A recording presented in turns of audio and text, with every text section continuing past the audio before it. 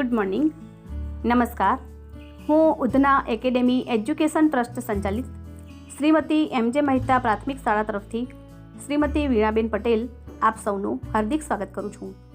વિદ્યાર્થી મિત્રો, આપણે ધોરણ 5માં અંગ્રેજી વિષય શીખી રહ્યા છીએ.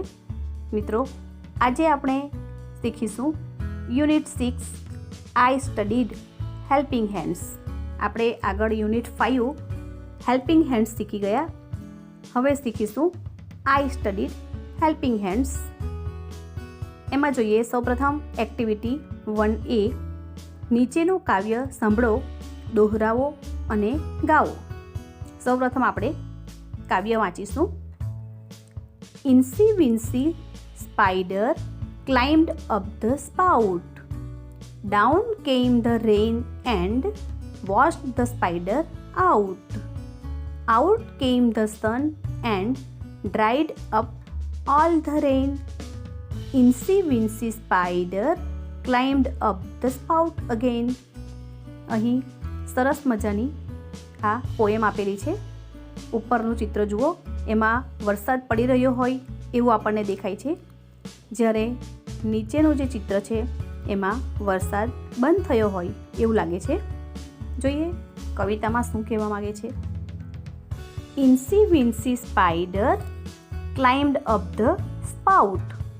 ઇન્સી વિન્સી એટલે નાનકડો, સ્પાઈડર એટલે કરોડિયો, કે એક નાનકડો કરોડિયો ક્લાઇમ્ડ અપ એટલે ઉપર ચડવું. ધ સ્પાઉટ, સ્પાઉટ એટલે પાઇપ કે નળી કે પાઇપ જેવું હોય, નાળચું જેને કહેવાય એ નળી, કે એક નાનકડો કરોડિયો આ પાઇપ ઉપર ચડ્યો. ડાઉન કેમ ધ રેઇન એન્ડ ડાઉન કેમ વરસાદ આવ્યો, and wash the spider out. Rain એટલે વરસાદ, કે વરસાદ નીચે આવ્યો એટલે શું કે વરસાદ પડ્યો. અને શું થયું? વોશ ધ સ્પાઈડર આઉટ, કરોડિયાને વહાવી દીધો. એટલે એટલું બધું પાણી પડે છે ઉપરથી કે કરોડિયો જે ઉપર ચડતો હતો તે પાણીની સાથે બહાર વહી ગયો. આપણને ચિત્રની અંદર દેખાય છે, જુઓ કે પાણીની સાથે કરોડિયો પણ જઈ રહ્યો છે. તો વરસાદ આવવાથી કરોડિયો એ પાણીની અંદર વહી જાય છે, બહાર નીકળી જાય છે. એ ઉપર ચડતો હતો પણ વરસાદના પાણી સાથે એ બહાર નીકળી ગયો. આઉટ કેમ ધ સન. શું થયું કે સૂર્ય બહાર આવ્યો. આઉટ કેમ બહાર આવવું. સૂર્ય બહાર આવ્યો એટલે શું કે સૂર્ય આકાશમાં દેખાવા લાગ્યો. And dried up all the rain. Dried up એટલે સુકાઈ જવું, કે અને બધું વરસાદનું પાણી સુકાઈ ગયું. સૂર્ય નીકળ્યો, સૂર્ય બહાર આવ્યો અને બધું વરસાદનું પાણી સૂકવી દીધું. ઇન્સી wincy spider climbed up the spout again. અને આ નાનકડો કરોડિયો છે એ ફરીથી એ પાઇપની ઉપર ચડ્યો, આ નાળચાની ઉપર ચડ્યો.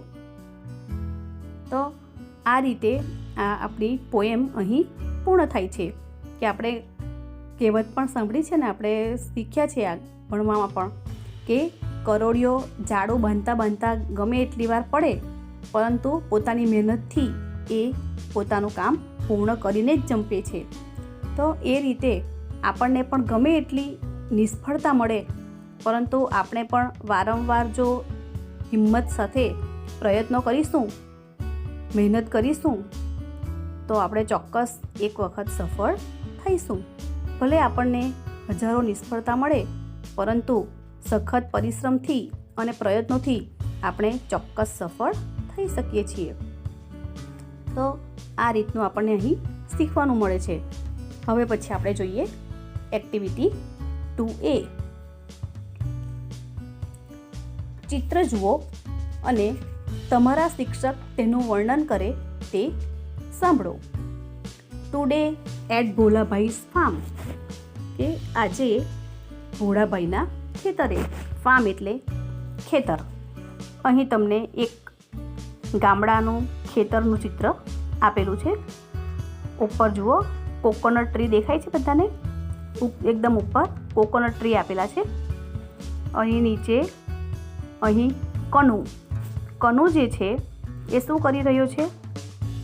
Taking coconuts in the camel cart. કે આ કનુ જે છે એ શું કરે છે? Taking coconuts in the camel cart એટલે કે એ ઊંટ ગાડીની અંદર એ નળિયેર લઈ જઈ રહ્યો છે. દેખાય છે આપણને? આ ઊંટ ગાડી પણ છે બાજુમાં અને એની અંદર એણે આ નળિયેરી ઉપરથી નળિયેર ઉતાર્યા છે અને એ નળિયેર અંદર લઈ જઈ રહ્યો છે. ત્યાર પછી અહીંયા જોઈએ રઘુ. આ રઘુ શું કરે છે? Ploughing the field. Raghu is ploughing the field. Raghu ખેતર ખેડી રહ્યો છે. ત્યાર પછી અહીંયા જોઈએ રામુ. રામુ શું કરી રહ્યો છે? Ramu is picking mangoes. Ramu કેરી ઉતારી રહ્યો છે. આંબાના ઝાડ ઉપરથી આપણને દેખાય છે. ત્યાર પછી આ બાજુ જોઈએ કે આ છે બિલકીબેન અને આ Bholabhai. Bilkiben and Bholabhai are cleaning the rice. જો બિલકીબેન શું કરે છે? Bilkiben is cleaning the rice. એ સુપડામાં ચોખા સાફ કરી રહ્યા છે. જ્યારે ભોલાભાઈ શું કરે છે? Bholabhai is putting the rice in the jute bag. Jute bag એટલે શું? કોથળો. કે ભોલાભાઈ એક કોથળાની અંદર એ ચોખા ભરી રહ્યા છે. Putting the rice in the jute bags. એક કોથળાની અંદર ચોખા ભરી રહ્યા છે. આ સાઈડ જોઈએ તો કોકિલાબેન. કોકિલાબેન શું કરે છે? Kokilaben is milking the cow. Kokilaben ગાય દોઈ રહ્યા છે. નીચે જોઈએ મંજુબેન. તો મંજુબેન શું કરે છે? Manjuben is feeding chickens. Manjuben મરઘીના બચ્ચાને ચણ નાખી રહ્યા છે. નીચે આપણને દેખાય છે મરઘીના બચ્ચા. એને એ અનાજ નાખી રહ્યા છે, ચણ નાખી રહ્યા છે. તો આજના દિવસે ભોલાભાઈના ખેતરે કોણ કોણ શું કામ કરે છે એ આપણને અહીં દેખાય છે. અહીં આ વાક્યો શેમાં છે? આપણે આગળના તાસમાં શીખી ગયા.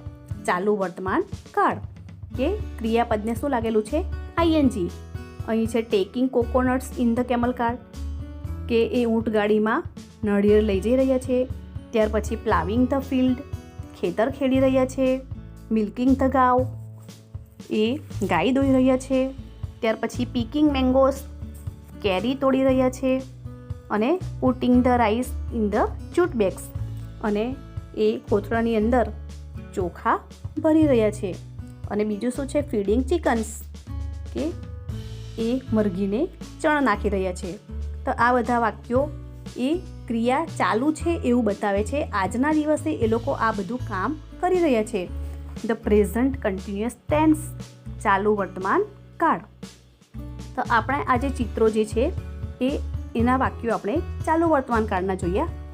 હવે પછી આપણે આગળ જોઈએ એક્ટિવિટી 2. Activity 2B. ભોળાભાઈના ખેતરે ગઈકાલે કોણ શું કામ કરતું હતું તે સાંભળો અને વાંચો. કે ગઈકાલે કોણ શું કામ કરતું હતું? ગઈકાલની વાત છે. આપણે ચિત્રની અંદર આજની વાત જોઈએ કે આજે એ લોકો શું કામ કરી રહ્યા છે. તો એ આપણે ચાલુ વર્તમાન કાળમાં જોયું આઈએનજી વાળા રૂપો. હવે આમાં શું છે કે ગઈકાલે શું કામ કરતું હતું, કોણ શું કામ કરતું હતું? તો અહીં ભૂતકાળમાં વાક્યો આપેલા છે. જોઈએ આપણે ભૂતકાળ. યસ્ટરડે, ગઈકાલે, કનુ પીક્ડ ધ મેંગોસ. ગઈકાલે કનુ કેરી તોડતો હતો, કેરી ઉતારતો હતો. અહીં પીક્ડ એટલે ભૂતકાળનું રૂપ છે. કોઈ પણ ક્રિયાપદને ઈડી લાગે અથવા તો એનું રૂપ બદલાય એટલે શું છે? ભૂતકાળ. અહીં પીકનું પીક્ડ. યસ્ટરડે એટલે ગઈકાલે. ગઈકાલની વાત છે. બધા ક્રિયાપદો શેમાં હશે? ભૂતકાળમાં. કનુ પીક્ડ મેંગોસ, ગઈકાલે કનુ કેરીઓ ઉતારતો હતો. રામુ ટુક કોકોનટ્સ ટુ ધ માર્કેટ. હા, રામુએ શું કર્યું હતું? ટુક કોકોનટ્સ ટુ ધ માર્કેટ્સ, કે એ ઊંટ ગાડીની અંદર એ માર્કેટમાં નળિયેર લઈ જઈ રહ્યો હતો. રામુ નળિયેર માર્કેટની અંદર લઈ ગયો હતો. Manjuben and Bholabhai put rice in the jute bag, કે મંજુબેન અને ભોલાભાઈ એ કોથળાની અંદર ચોખા ભરી રહ્યા હતા. Kokilaben milk the cow, Kokilaben ગાય દોઈ રહ્યા હતા. Bilkiben fed the chickens, Bilkiben મરઘીના બચ્ચાને ચણ નાખી રહ્યા હતા, ખવડાવી રહ્યા હતા. Yesterday Janaki ploughed the field, અને ગઈકાલે જાનકી ખેતર ખેડી રહી હતી. પ્લાઉડ એટલે ખેડવું, ફિલ્ડ એટલે ખેતર. ગઈકાલે જાનકી ખેતર ખેડી રહી હતી. Raghu took the sheep to the jungle, ટેકનું ભૂતકાળ ટુક. રઘુ ઘેટાને જંગલમાં લઈ ગયો હતો. તો આ ગઈકાલનું કાર્ય બતાવે છે કે ગઈકાલે એમણે શું કર્યું હતું. તો આપણે આ પાઠમાં ચિત્રમાં વર્તમાનકાળ જોયો, ચાલુ વર્તમાનકાળ જોયો, અને આ વાક્યોમાં આપણે ભૂતકાળ જોયો. તો હવે પછીની એક્ટિવિટી છે એક્ટિવિટી 3, એ આપણે હવે પછીના તાસમાં જોઈશું. Okay, thank you.